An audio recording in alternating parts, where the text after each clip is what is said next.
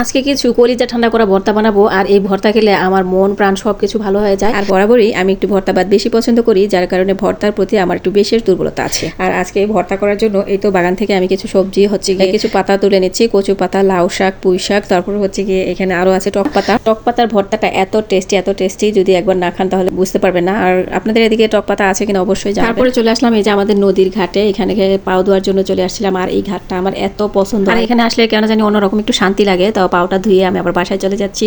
যাই হোক, বাসায় এসে এই যে শাক পাতা সবগুলো ধুয়ে তারপরে নিলাম। এরপরে বেশি পরিমাণ করে পেঁয়াজ, শুকনা মরিচ, রসুন, মানে ভর্তা বানাতে যা যা লাগে নিয়ে নিলাম। তারপরে পোলাও রান্না করলাম আজকে। পোলাও দিয়ে তারপরে ভর্তা খাবো। পোলাও দিয়ে ভর্তা কিন্তু অনেক টেস্টি লাগে। সাথে কিন্তু একটা রুই মাছ আছে, আর সাথে থাকবে চেপা শুটকির ভর্তা আর টক পাতা ভর্তা। এখন পেঁয়াজ রসুন গুলা ছুলে এক সাইডে রেখে দিলাম, আর এখানে পাতাগুলো সিদ্ধ করে নিলাম। আর এগুলা পাতার মধ্যে ছিল কচু পাতা, টক পাতা আর পুঁই শাক, সবগুলো একসাথে সিদ্ধ করেছি। এরপরে পেঁয়াজ রসুন গুলো কিন্তু ভেজে নিয়েছি। তারপরে এই যে রুই মাছের লেজটাও ভেজে নিয়েছি।